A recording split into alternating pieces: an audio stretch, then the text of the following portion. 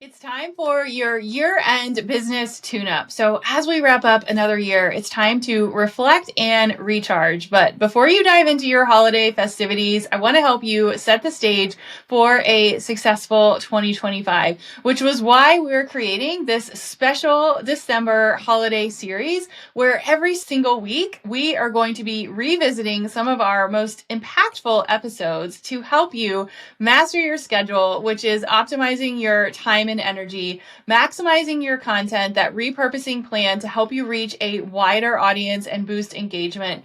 Focus on what matters, the power of less, and why higher quality offers can lead to greater success.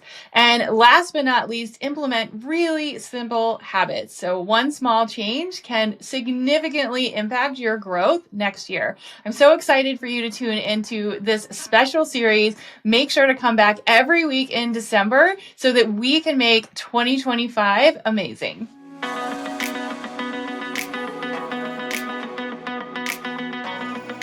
Welcome to this week's Pep Talk, and this might go down as the shortest episode in the Crush the Rush podcast history, but this one thing has helped me so much this year, and I was like, we got to talk about it.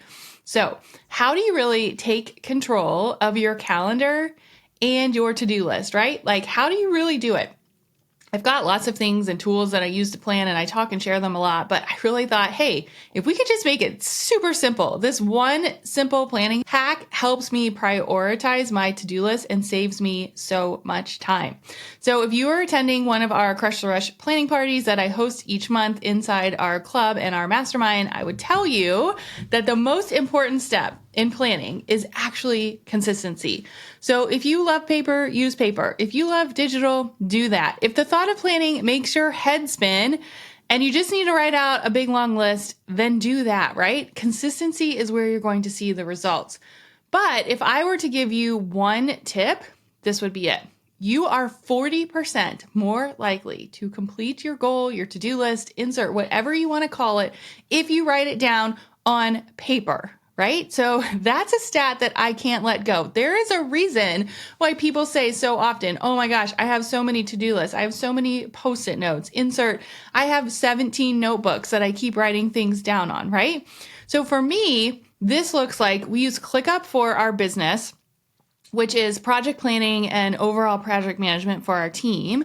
But I actually use a paper planner, our quarterly paper planner, to time block every single day, right? So I time block, this is what's happening. These are the things that I need to do.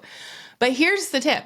I also have one notebook, and this isn't a planner and this isn't on my computer. It's literally a blank sheet of paper. And every day I open the notebook and I write the date at the top. And I carry this notebook with me in my purse to all my meetings, wherever I go. And I actually write notes in it, right? Sometimes I journal, sometimes it's to-do items, sometimes I'm on a call. This is actually where I use it the most. I'm on like a Zoom call or a coaching call, and people will say something and I'll write it down.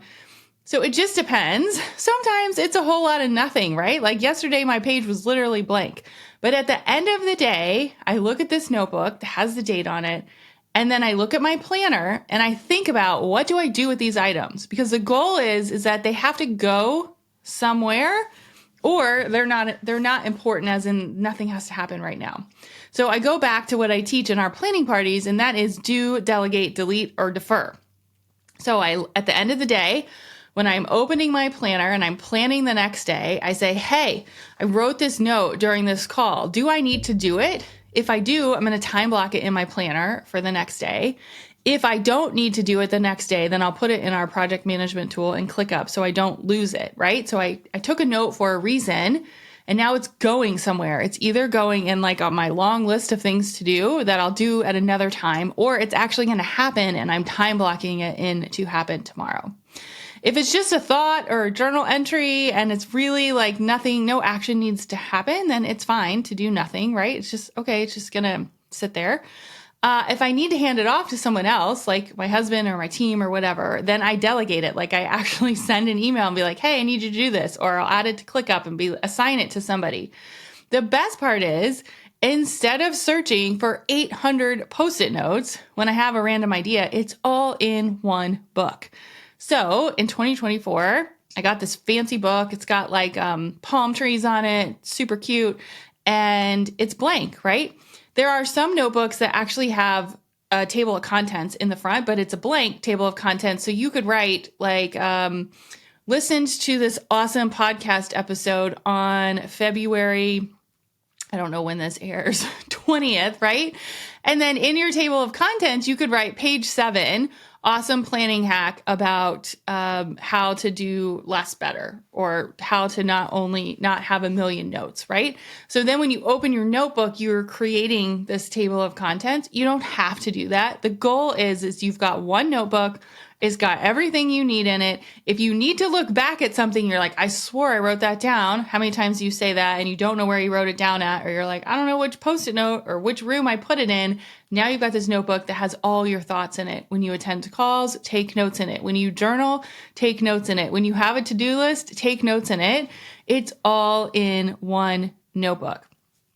As another example, let's just pretend that you're on page 17 of your blank notebook and you have this idea, hey, I'm going to launch a podcast. And then at the beginning of your notebook on the first page, you're like, page 17, idea to launch a podcast. So when you come back to it, it's there. You don't have to do anything with it right now if you don't want, or you could move it into ClickUp and say, okay, Q3, I'm going to launch a podcast, and then you can come back to it. The goal is that you've got notes. It's all in one place. You're not losing track of things. You're going through whether you should do it, you should delegate it. It can just sit there, or you can do it later. And it's so easy. And I just think, let's just make it easy, right? So get yourself a cute little notebook. Get yourself our paper planner. You can just DM me the word planner, or go to hollymarihaynes.com/planner. And try it. So I'm so curious. Do you have a one notebook rule? Have you ever tried something like this? And do you think this would work for you? I want to know.